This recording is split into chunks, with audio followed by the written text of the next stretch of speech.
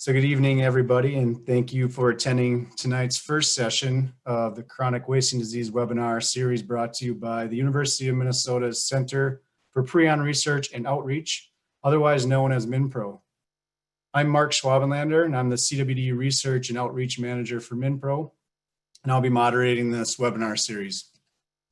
So a quick Zoom webinar housekeeping items here. First of all, the session will be recorded and will subsequently be available on the MinPro website, minpro.umn.edu/outreach.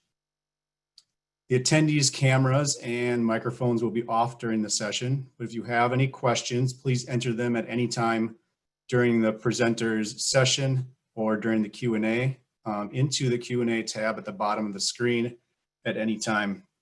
If you have not interacted in Zoom, here are steps for the Q&A tab. Just follow the green circle as I go through these slides. So first of all, click on the Q&A icon at the bottom of your screen. If you do not see that icon, you can hover your mouse arrow over the bottom of the screen and then it should appear. Next, click in the text box and type in your question. You have the option for the question to be anonymous if you would like, so just click that Send Anonymously box and you will send that question anonymously without your name.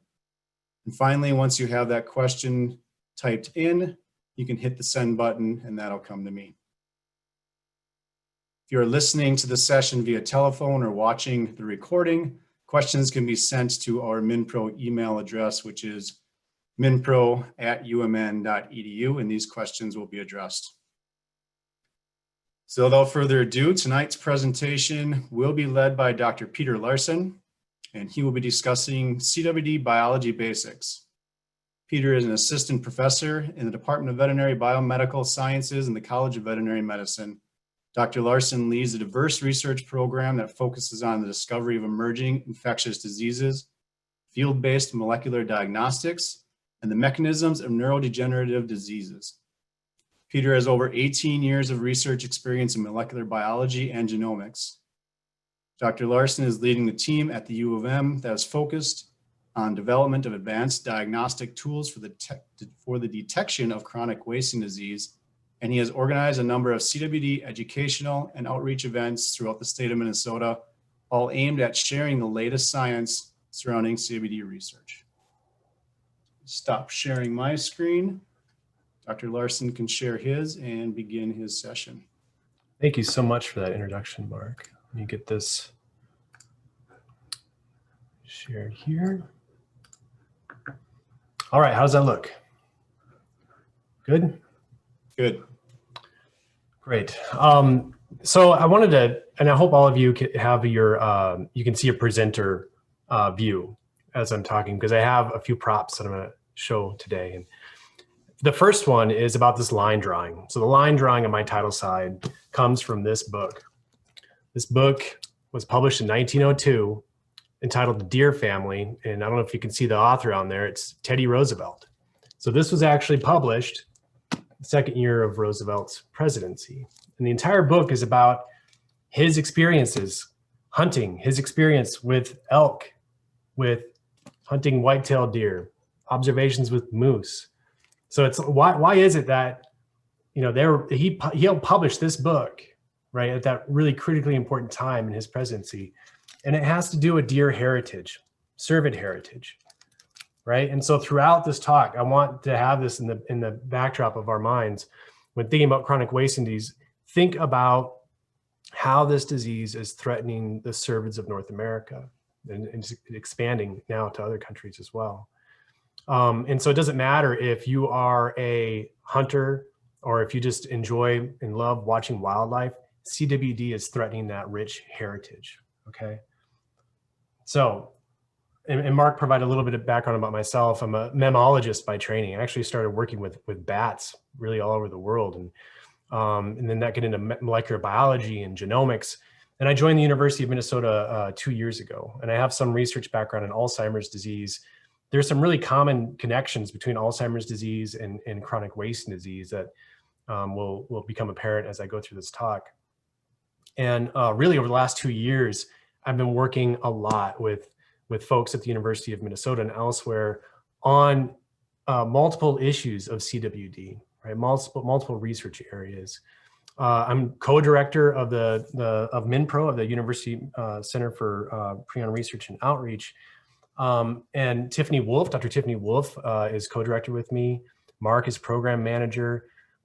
This was established earlier this year, January 2020, MinPro was formally established. We now have 32 research associates within not only the University of Minnesota, but institutions across the US, multiple staff and postdocs.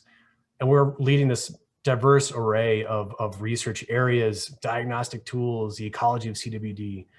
We're going to be developing genomic resources over the coming months, like whole genome assemblies of multiple species of cervids.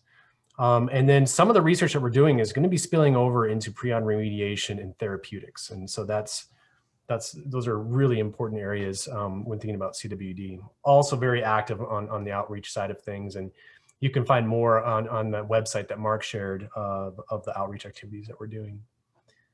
So the goal of today's talk is to provide about a 30-minute overview of just the basic biology of CWD. What is it? What are prions? We hear a lot about prions, but maybe not too many of us know what to think about when trying to visualize what a prion is. It's something that it's always sort of this obscure thing, and trying to understand about how they become infectious. And then I'll have a few slides on transmission and the infectivity of CWD prions, and just a little bit about the clinical signs, right? So what is chronic wasting disease? Well, I can tell you what it is not, and this drives me crazy when I see it in the media. It's not a zombie deer disease. Every time I give an interview, I say, please do not call this a zombie deer disease, because that's a disservice to this rich heritage, right? It's a disservice to the heritage of cervids of North America. So always push back. And you're not going to push back on the zombie deer disease idea. You're not going to open up your door and look in the backyard and see this red-eyed doe with the fires of hell burning behind her. No, this is not it's not a zombie disease, right? It's a neurodegenerative disease. So CWD, it's a progressive and fatal neurodegenerative disease of cervids. When I'm talking about cervids, I'm talking about caribou, elk, mule deer, white-tailed deer, and moose. And what's so important to understand about CWD, it's not caused by a virus or a bacteria. It's actually caused by a misfolded prion protein. And there's a lot of data providing support for that. There are independent research groups around the world that have independently shown that a misfolded protein, this misfolded prion protein, can lead to the formation of a neurodegenerative disease, can lead to prion disease like chronic wasting disease, okay? So it's not caused by a virus or a bacteria, it's caused by misfolded prion protein. I'll talk more about that. CWD was first identified in Colorado in 1967 in a research mule deer herd. And I think several research mule deer herds over time. So it's really important, and I think it's hypothesized that the research herd was actually housed in the same pen or nearest sheep that had scrapie. Scrapie is another prion disease that I'll talk about here in a little bit. So it's thought that over time, maybe that interaction of the scrapie prions ultimately helped convert the prion that causes CWD.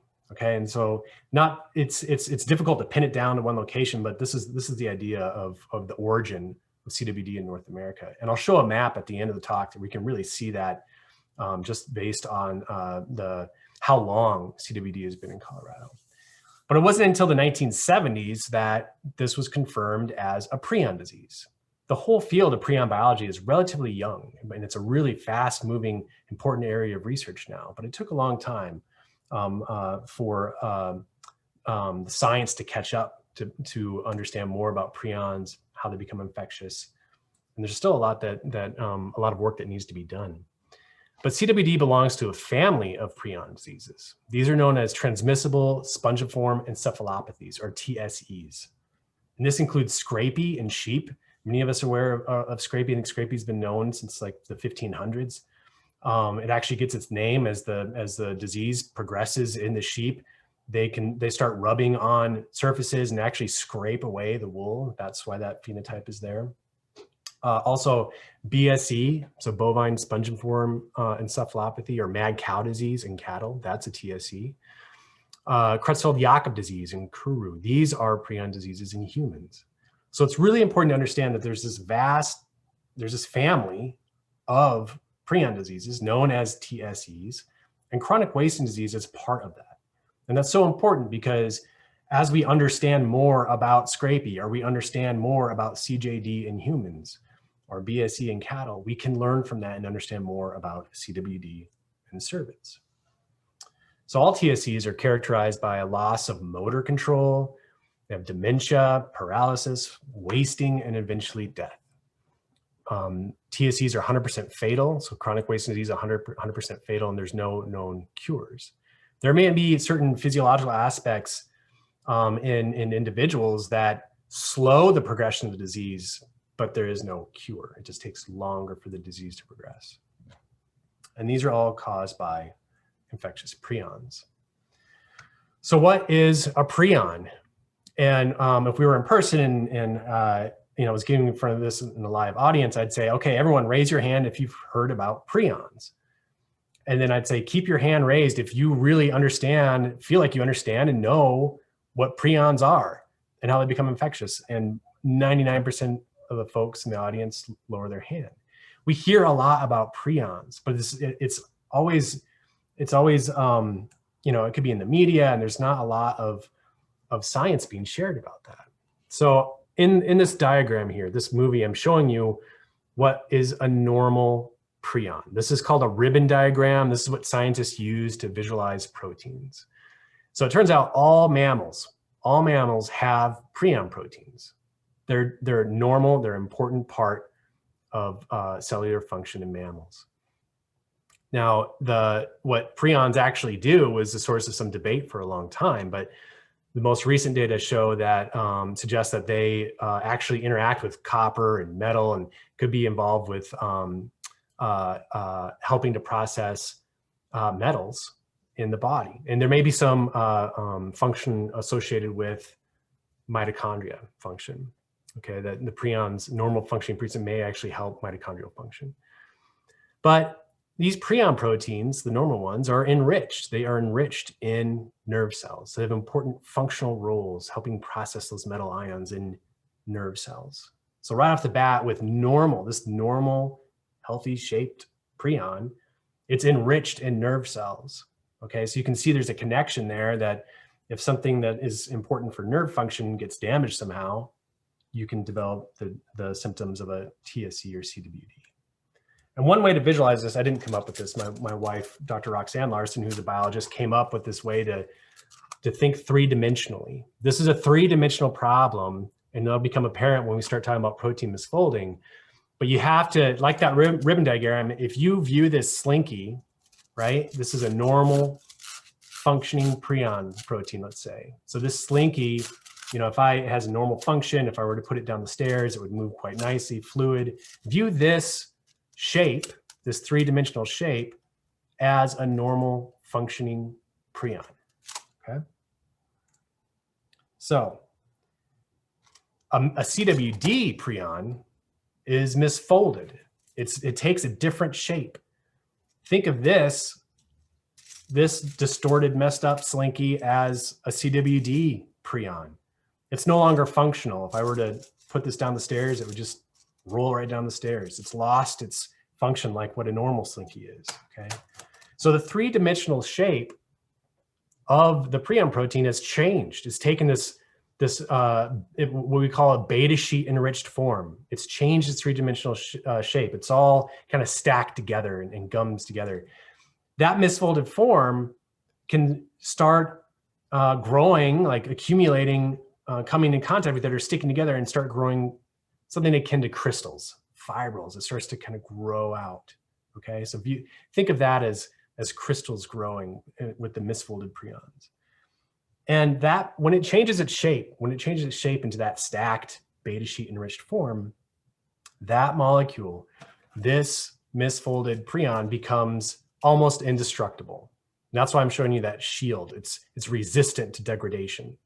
So when you think about CWD prions and they're a different shape, think about this slinky example, and they're also protected. That shape kind of protects them. It shields them from degradation. They don't break down easy. And that's a really important aspect of chronic wasting disease. It's that molecule, it's highly resistant to degradation.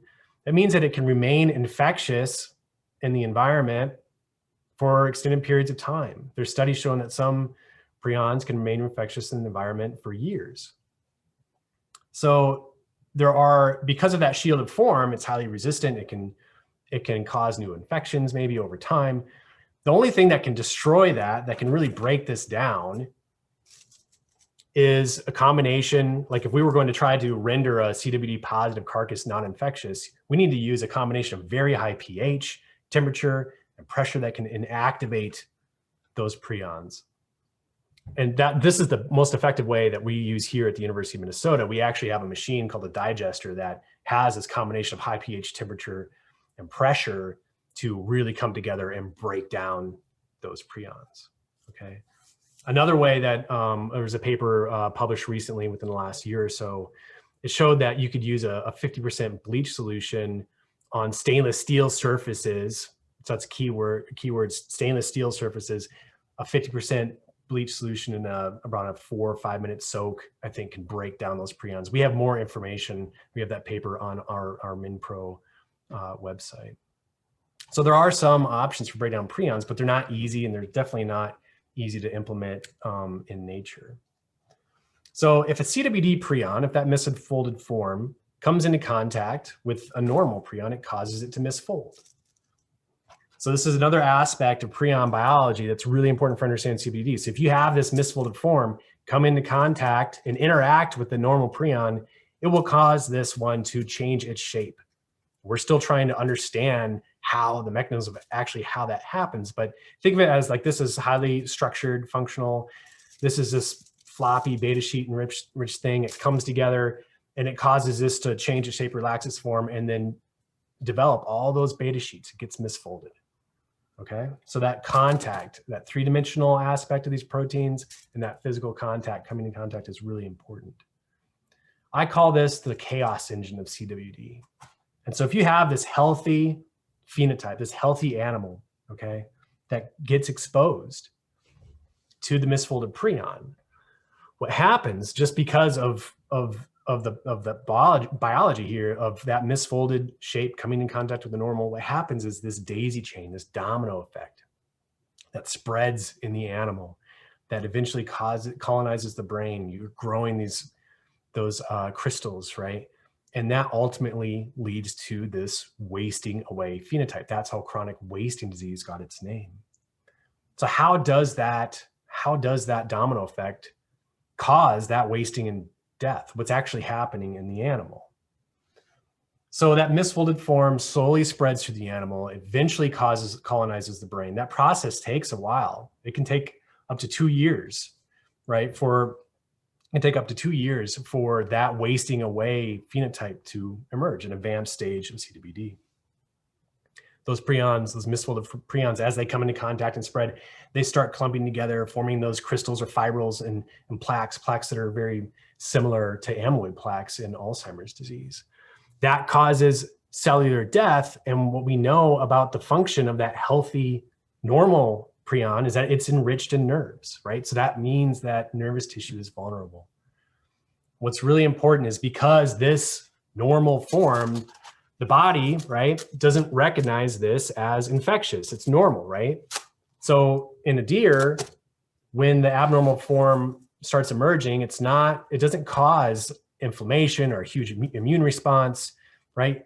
And so it means that the animal can be infected and you wouldn't even be able to tell that it was infected or to tell that it had CWD just by visually looking at it. If the animal has had CWD for just a few months, you may not know it's sick at all. But what's happening inside is that daisy chain is happening, is slowly moving, and it's not until it really progresses and then starts causing cellular death in the brain where you see that wasting away phenotype. All right, lymph nodes. So many hunters know this, that and also cervid farmers, where you need to provide tissues for testing for CWD. And the lymph node, retropharyngeal lymph nodes, are ideal tissue type. Also the obex, okay, the base of the brain. So why lymph nodes? Well, the prions, the misfolded prions, that daisy chain's happening, that gets enriched in the lymph tissues. And I'm showing this diagram here. If you look at these green nodules, so you have the spleen here, and then you have the lymph system. So these are all lymph nodes, and the retropharyngeal lymph nodes are up here, okay, at the base of at the neck. And the misfolded prions start to get sequestered and start clumping together and enrich the lymph nodes. And that happens, that typically precedes colonization of the brain, okay? So this is why, in this upper left-hand side, you can see there's a retropharyngeal lymph node here, about the size of a nickel. This is why hunters and servant farmers are asked to provide lymph nodes for testing, is that, in months into the infection, you can detect those prions in that tissue type because it gets enriched there, okay? Now, the nervous system, so while that's happening, what's happening sort of in parallel is that the misfolded prions are also spreading in the nervous system. Let's say that an animal, and I'll talk about transmission and exposure here in a little bit, but let's say the animal ingested some CWD prions and it got into its digestive system. Well, there are nerves that innervate, right, that tie into the digestive system that actually innervate, or it's like a highway to the brain. Okay, so there's, once the misfolded prions are in the animal and they start to find these, get associated with nerves, they can work their way up. They can come maybe from nearby lymph tissue and get into the brain and start spreading and killing neurons. So what I'm showing you in this graph on the right is you have this normal slice of American cheese. And if you take just a slice of normal brain of a healthy deer, it would look something like this, okay? This pink, healthy, lots of neurons in there. CWD positive at a late stage of the disease, let's say like 2 years into the disease, it may start looking like Swiss cheese. The brain might start looking like Swiss cheese. And then you get this spongiform appearance.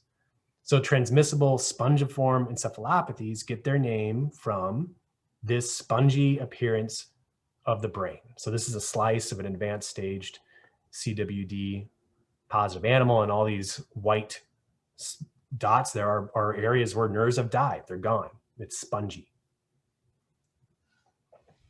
So how is CWD transmitted? Well, there are complex transmission routes. This gets so complex when you're dealing with animals in the wild.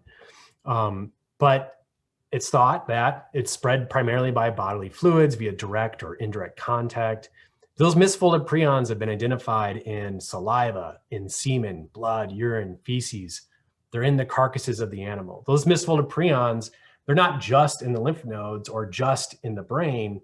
They can also be found at low levels in these other tissue types. They can be found at low levels in the muscle, okay? So really the whole animal, as CWD moves through, becomes a source for prions. And they can output those prions in their feces, in their urine. If you have a relatively high infection rate in a herd, then you can see there could be lots of misfolded prions being put out in the environment, okay? So there's both direct and indirect routes. Deer are social animals. Cervids are social animals, right? Think about the rut. Think about just the behavior that you witness day to day, even around, deer in urban settings, right? There's a lot of physical interaction there. Think about large caribou herds and think about how dense that is. And if you get CWD starting to spread through there, there's lots of opportunities for those misfolded prions to spread. We're commonly asked, well, fawns, what about fawns? Do they get CWD? And so I wanted to just touch on this here. And yes, CWD can be passed to fawns. So there's an experiment out of Colorado showing in utero that the CWD prions can be detected in the amniotic fluid, in the placental tissues, and fawns at birth, they were able to identify those CWD prions within the fawns, okay? And also CWD positive fawns like 5 to 6 months of age have been identified in some of the CWD endemic areas in Wisconsin.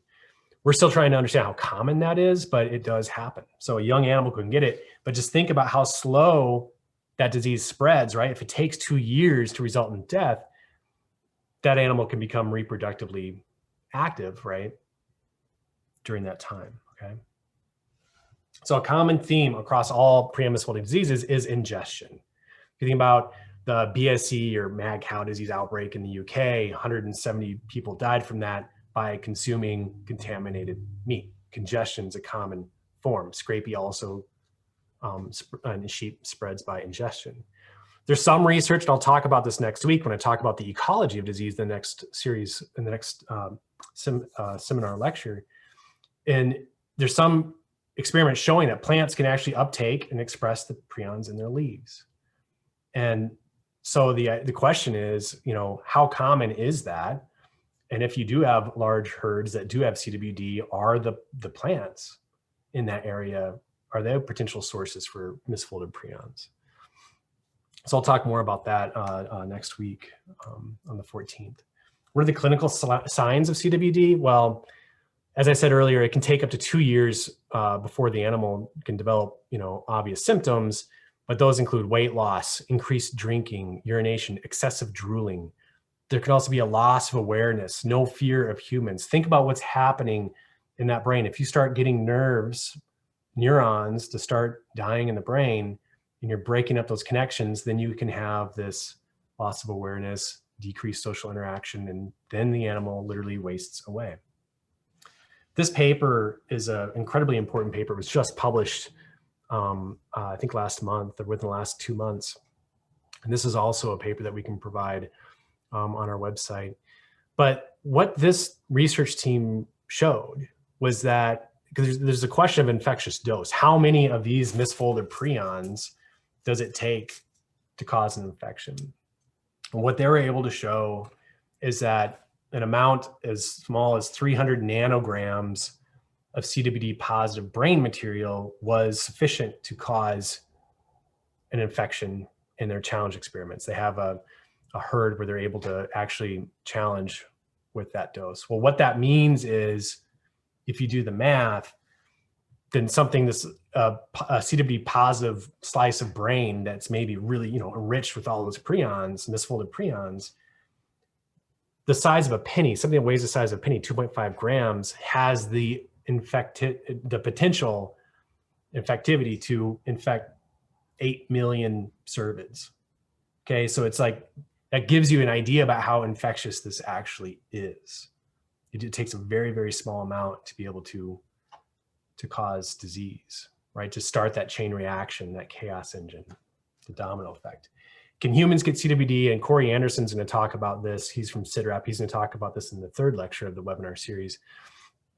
But I just want to highlight on this because of what we were talking about earlier. There's no evidence of humans contracting a TSE, like Creutzfeldt-Jakob disease, from consuming a CWD positive meat. But there's growing concern about that. And the reason why is you have to think again about, this is why the theme in 3 dimensions is so important, because there's different strains of CWD. That when I talk about different strains, I'm talking about different 3-dimensional shapes. So it could be like the CWD strain in here in Minnesota looks like this, but maybe the strain in Colorado could be slightly different. Okay, there could be subtle shapes. Maybe as this spreads to new states, new herds of cervids, it can change its shape in different ways. And there's lots of reasons for that. It can be an amino acid change, maybe different species of different amino acids, or it can just be subtle variation within a herd. And we're still trying to understand, you know, all the different variants of this, all the strain diversity that's out there. But the concern is that there's maybe some conformation, some change like this that fits with a human prion protein, right? And what we don't want to do is to test that hypothesis out and show that it's happening. What we want to do is eliminate CWD from getting in our food chain. This is why we're working on develop really advanced diagnostic tools, and I'll talk about that next week as well. But 10 session 3 with Corey Anderson on the 21st, he's going to talk more about the human factor.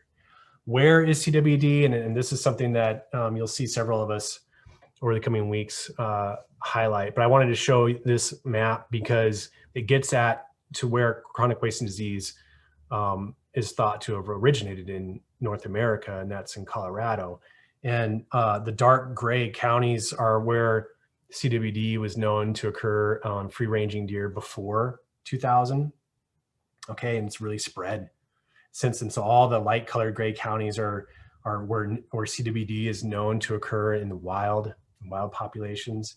The yellow dots are where CWD has been identified in cervid farms. And those have been depopulated. The red dots are cervid farms where they have not been depopulated yet. This map comes from the USGS, and Brian Richards leads a team that provides up-to-date the latest information of where CWD is in the United States and in Canada.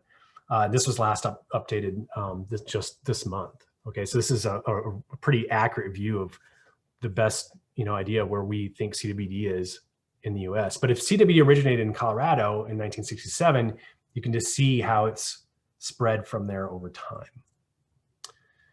So to conclude, we're coming up on the 30 minutes for this talk, and we're going to have plenty of time for questions.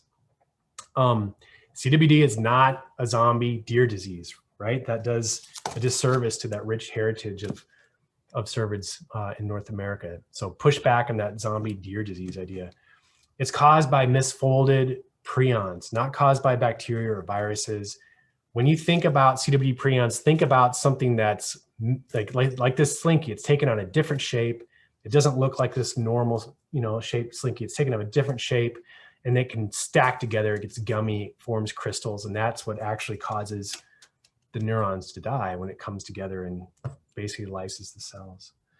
There's complex transmission routes, both direct, indirect. Those prions can be in a variety of tissues and a variety of, it can be in feces, urine, saliva. So there's options for the transmission to happen through multiple routes. Those prions can actually be, there's some evidence showing that they can be inhaled and cause disease just by inhalation. And they're really infectious. So small doses can infect, successfully infect an animal. So we have to work together to confront chronic wasting disease. And how can you help? And the first thing is, like, if you notice a deer that's maybe in a late stage of that CWD infection cycle, and this happened here in Minnesota, just south of the Twin Cities earlier this spring, where there was a buck that was observed that had that classic wasting away phenotype that emerges at like 2 years. If you see something like that, report it to your DNR or equivalent state agency. Let them know about it so that they can take it off the landscape and also look and test it. It's really important to keep hunting. Okay, so you have to keep hunting because that helps reduce the spread of CWD in wild populations. There's a paper just published recently that we'll also put on the website that shows that hunting is an important and critical tool to help keep that number of, to help keep those CWD positive animals off the landscape. So think about it. If you have a CWD positive animal that's out there, maybe outputting prions for 2 years, spreading it to other animals, then if you don't get a control on that, it can spread rapidly. So know the CWD regulations where you hunt. All right, don't forget about this heritage. Don't forget about all the different reasons why we love these animals. We need to protect that heritage. And I really view this as a national crisis. Like, we have to mobilize. We have to get the biggest, teams that we can, multidisciplinary teams that can come together and solve this problem. And I think that once we solve the diagnostics issue, we really need a big push in multiple teams to get to the therapeutics, something like a vaccine development as soon as we can. With that, thank you so much for attending this first webinar. Lots of folks to thank, everyone in the MinPro team, all our collaborators across the state and beyond, and all the funding sources. Of course, the state of Minnesota and the University of Minnesota has just been absolutely fantastic. And with that, we will open it up to questions. Thank you. All right, thanks, Peter. We do have some questions, and I will lay those out to you. First question is about the mechanics of prions. And the question is, why does it get misfolded? What are the reasons? Are there predisposing factors to that happening? Yeah, that's a great question. And so the question is, so how does that misfolding happen initially? What are the mechanics of that? One thing that's really important to understand is, so these proteins, right? This is actually formed by amino acids. Okay, so these are building blocks. Okay, amino acids are the building blocks of proteins, and there'll be certain amino acids in certain positions within this molecule that are maybe more prone to misfolding, that make that molecule a little bit, I don't know, structurally unsound. Okay, and if you have that amino acid, that variant present, and it comes into contact with some of this, then maybe it'll form quite rapidly. Okay, if you don't have that amino acid present, maybe it takes longer for it to misfold. So that's one part of this, and spontaneous forms of TSEs are known, but they're very, very rare. So it seems like for this particular disease, CWD, what really caused, what's hypothesized of what happened in Colorado in the 60s was that the deer were in the pen with the sheep that had this misfolded form. And just over time, like being exposed again and again and again, it started to cause that misfolding to occur. And then once that happened, it just starts spreading from animal to animal. So really, like, to understand the misfolding, you have to understand the amino acids, how that is structurally forms the molecule. And I would say, like, there's still a lot we don't understand about how those mechanisms are happening at the molecular level. Okay, so that's an area of important research that's ongoing. We have a couple questions here that are similar, and it's really about the load of prions in certain bodily fluids. And so you said there is prions in urine and feces and saliva, and specifically, I guess what the question comes about, could it transfer from animal to animal through these bodily fluids? What does it communicate? Right. So great question. So how if it's in these bodily fluids, how does it really get from animal to animal? Well, if you have just let's say you have low levels of those misfolded prions in the urine and feces, let's say. But let's say that they are that animal that has it is constantly outputting that in the environment, right? It's low levels, but it's constantly outputting in the environment. So think of, there's some great work out of Joel Peterson's lab in Wisconsin of a natural mineral lick. Okay, so we know that deer come to areas to find, minerals in the soil. So if you have that happening, there's something in the landscape to bring the deer together in one spot, and they're maybe rooting around the soil to bring in some natural minerals. If those prions were in the urine and the feces at that one spot where several deer come together and congregate again and again and again, then you can start to see there's an opportunity there for the animal to actually ingest the misfolded form and start that daisy chain reaction to occur. There's also, think about if CWD, the prions they have been shown to be in semen. And so just breeding is a potential avenue. There's more work that needs to be done on that, but they've shown that the misfolded form is in semen. And just normal, licking and just behavior, that social behavior, it's opportunities for the molecule, that misfolded prion, to enter the body of other animals, of other deer. Great. There's a few questions in here about transmission. One of them is, a couple of them actually, about deer farms, and if we shut down deer farms, would that stop the spread? And in the same line, there's a question about the map and the discontinuity of the spread across the country. Why are there islands? So first off, shutting down deer farms will not stop the spread. The cat's out of the bag. This is now spreading in the wild. right? So even if you shut down the deer farms, this is already spreading in the wild. And there's also, unfortunately, there's cases where, again, you can go out and you could hunt, let's say in an area where maybe you don't know CWD is and it's there, you don't have the best information.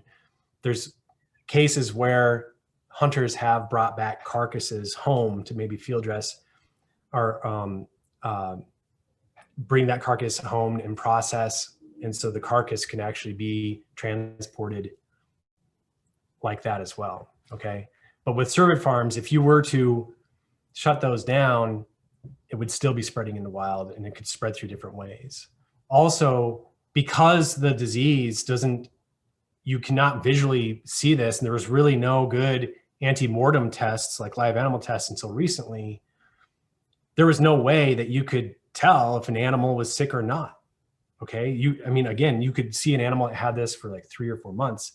There was no way to tell that. And so moving of animals around the sort of farming industry, all those dots, that probably played a role in that. And also the recent research in semen. So if there are misfolded prions in semen that are being used for breeding efforts, then that's another potential avenue to spread it. So what's happening now, though, is we have access to newer tools. One is called RT-Quick, a prion amplification method, a new diagnostic tool that's coming online, and more universities are getting this up and running. We have that now in our own lab.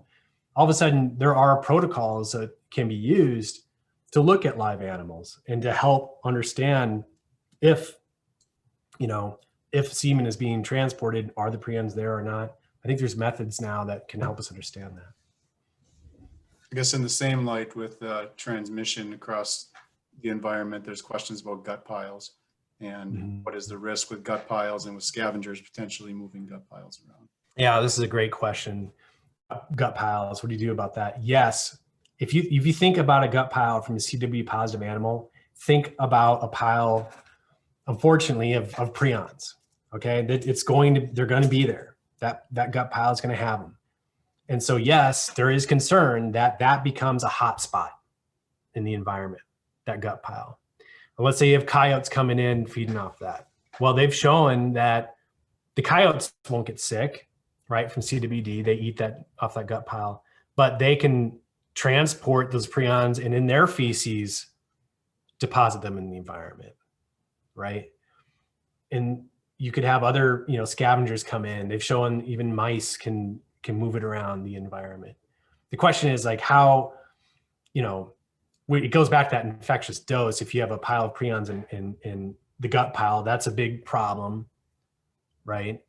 But with scavengers, how you're spreading the prions in the environment, a coyote feces, how many prions in there? Is it enough to cause infection? So you kind of get in the weeds with it. But yes, gut piles are a source of prions. This is why it's so important to work with agencies like the DNR for areas that they have identified where CWD is, have really well-defined methods to help control those gut piles, maybe put them in dumpsters to prevent the spread of those prions in the environment. There's a few questions, Peter, about human transmission and some of the other versions of prion diseases like BSE. Is it possible that CWD could be like BSE? Should we be feeding our kids venison? And I know Corey's going to touch more on that in the third session, but do you want to say anything about that? So yeah, absolutely. So what about, do we need to be, how scared do we need to be? And, I reiterate, so the CDC has been tracking folks that have consumed CWD positive deer for a while now, probably a few decades. And there's no evidence yet of CWD causing a disease yet in humans. Okay, so there's nothing out there to show yet that humans are contracting a neurodegenerative disease by consuming CWD positive meat. And Corey will talk more about this in a few weeks, but it's estimated that 15 to 20,000 CWD positive animals are consumed in the US annually. And that number is estimated to go up about 20% each year as the disease spreads to new areas. But there's no evidence, there's nothing showing that it actually causes disease. there's concern. The more times you expose yourself to that, though, there's concern because of, and this was brought up in the question, when looking at BSE and the outbreak that happened in the UK. So something like over 170 people passed away from that after eating meat that had, right, the misfolded cow proteins in it. And it turns out that that three-dimensional shape of that cow prion was a nice fit for the human one. And so it caused disease. Right now, with all the information that we have, that if this is a CWD prion and this is a human one, there's a barrier there. It's not causing that effective transmission readily. But we don't want to keep testing that by consuming CWD positive meat just because of strain variation. Should we be feeding our kids venison?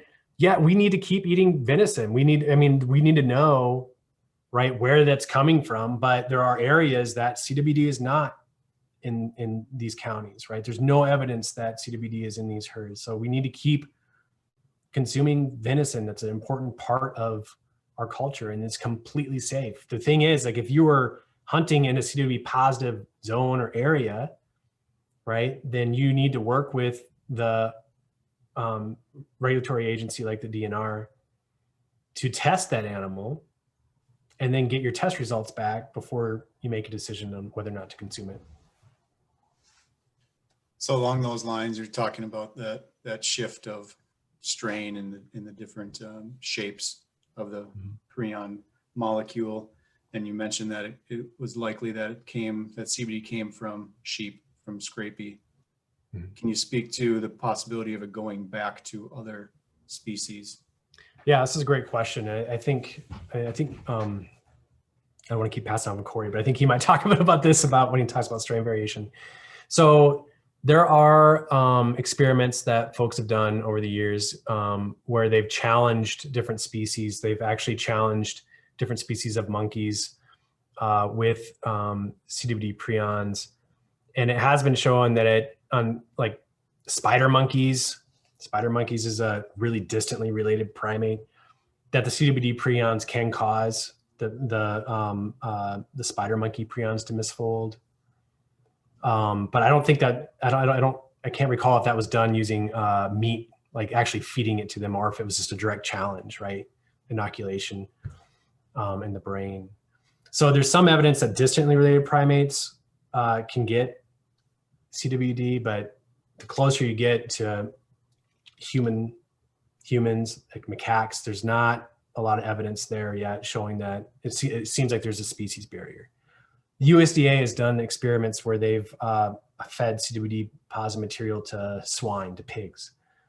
And a really small percentage of pigs in that experiment did contract a TSE, okay? But it was a small percentage. And so we don't quite understand yet, right, how common that is. And there's no evidence that we have in other broadly, even other mammals, that if they come into contact, they get the disease, like the scavengers and things like that. There's no data that strongly suggests that that's a problem that's occurring, right? So, right, the best with the information that we have right now, this is really a cervid, a TSE of cervid concern.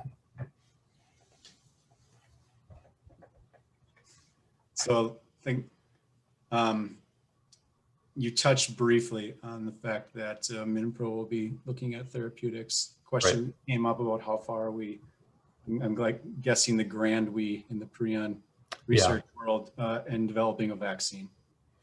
Right, so great question. How can we get there? And to be honest, just like what we're seeing with COVID-19, we need a flush of funding to come in and really advance this research area big time. That's going to get us there sooner. I know that there's groups, I think in Canada, there's teams here in the US that have been looking at the idea of vaccine and therapeutics for a while now. I'm not going to put a number on when that's going to happen, if it's going to be 2 years or 5 years or 10 years. I don't know yet. But what I can say is what needs to happen at maybe the state level, for sure at the federal level, there needs to be funding brought up and devoted specifically to that issue. And it's the parallel is almost exactly the same as COVID-19, because typically it takes a long time to develop vaccines and therapeutics for a new virus, right? But we're going to see that happen really fast with COVID-19. We need to do the same for CWD. And so the therapeutics that we're looking at are and this is published. There's papers talking about prion therapeutics, and there's folks have looked at this for Creutzfeldt-Jakob disease in humans. They've looked at it for scrapie in sheep, and now we're looking at it in CWD. But there's molecules that can be designed that actually bind to this misfolded molecule, right? And if you can do that effectively and bind it and neutralize it and then prevent it from coming into contact, then you can stop the domino reaction from happening. So that's one area that we'll be looking at. But again, I'm hesitant to say. I always get in trouble when I put timeframes on things, because I want it to happen, just as fast as you all. But it's going to take time, and it's going to take money. Speaking of money, that's a good segue, Peter. Question is, how do we fund research, and what are things we can do to help get money for that research? Thank you for that question. It's great. So you can go to MinPro, to our website, and we have a donation button. So, but seriously, I think, and we do have a donation button, but no, I think what the best thing that you can do is talk to your local, or talk to your representatives, your state legislators, right? Tell them that this is an issue that we need action on. And what happened to us like a couple of years ago is we worked with the state legislature, and they were able to provide our team funding to work on the diagnostic tool development. And that was just a huge development, because now we're able to do these great, and I'll talk about this next week, experiments with that funding. So that in order to get funding to the therapeutic side of things, you need to contact your state representatives, contact the federal, in Congress, those representatives, and say, we need funding on this. Because I'm not kidding, it's exactly the same as what we were seeing with COVID-19. We need funding like that pumped in the system so that we can hire folks that work in the molecular labs around the US to be working on this issue every single day. That's the only way that we're going to get there, right? You have people that are working that issue every day. This is what we've done in MinPro. I can tell you every single day, we think about CWD. We think about how we can get ahead of it. And we try to problem solve. And I know there's a lot of people out there that are doing that now, but we all need funding so we can expand it. A couple more questions about genetics and species. Any justification why there's not an example in equine? And then back to your spider monkey.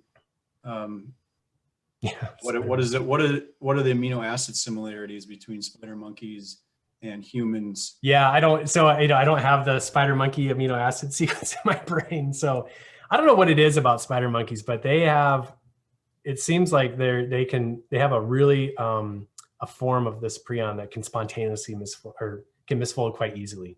There's other animals out there that have been shown experimentally where their prion, their amino acid sequence of their prions are just prone to misfolding. Another animal is a hamster.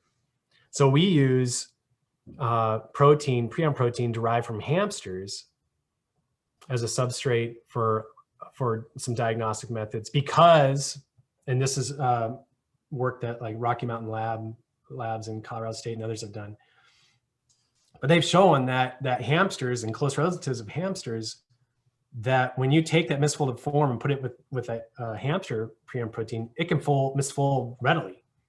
And that's really important discovery, because it means that all of a sudden we have a tool that we can use in the lab. We're not using hamsters. We're using prions that we can grow up in bacteria that come from hamsters. It gets into really complex molecular biology.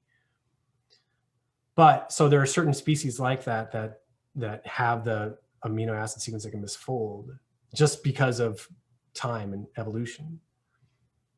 It's different though if you feed them CWD, does it actually cause them misfolding? Sometimes there's a barrier there where it just doesn't occur.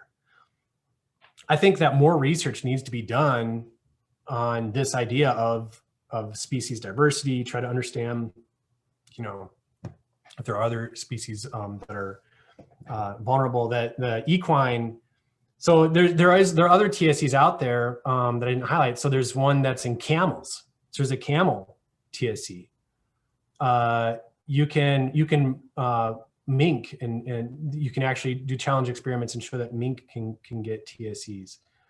I'm not aware of any horse examples, but it seems like the ruminants, right? There's something about ruminants and their prion amino acid signature, their physiology that lends them to be vulnerable with TSCs.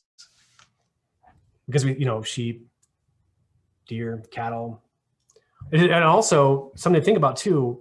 There's probably other TSCs out there that we haven't discovered yet, right? That's a possibility too. So I'm going to tee up next week's seminar with you, Peter. There's a couple questions about environment. One of them being, how long do prions remain active in the soil? And if there's uptake in plants and pigs can get CWD or a prion disease, do we have to be worried about that? Right. So, I'll revisit the swine side of it. I don't think that there's evidence yet that this is going to be a big issue for the swine industry. I want to be really careful about that. I don't think that there's enough data that would suggest that yet. We need to be aware of it, and we need to make sure that CWD positive material isn't being ground up and fed as a protein source, right? In agriculture, that needs to be done. With respect to plants and how long it can survive in the environment. So I'll dig into that next week. We'll talk about the ecology of CWD, talk more about what's the data out there showing, how long a prion can remain in the environment and be infectious. Some studies have shown it can be years, maybe as far as 10 years. What's really important to understand is it's not the same maybe here in Minnesota as it is in Colorado, as it is in, Virginia. The environment, once you start getting that, all the environmental, think about all the freeze thaws that we have up here. And, you have environmental factors that come in and are at play. The soil type is an important factor, how it binds to the soil. And we have plant experiments going on in our lab right now. And I'll talk about those next week, but it's a really fascinating and important subject that we haven't been able to really effectively research until recently with new tools that come up. All right, we're coming to the top of the hour, so I think we're going to wrap it up. Thank you, everybody, for your questions. Thanks, everyone. It was great. And I hope to see you next week. I want to remind everybody of those websites and email and information. If there's any further questions, you can send it to that email. A reminder that it was recorded and it will be also available on the MinPro website, along with further information and resources for you to dig a little deeper. So tomorrow that will be live, this recording, with some other information about what we talked about tonight, including some of the papers that Peter mentioned. Look forward to connecting you during next week's session, where Peter will be covering CWD ecology and diagnostics. Thanks tonight for Peter presenting, and we'll look forward to seeing you all next week. All right, take care, y'all. See you next week.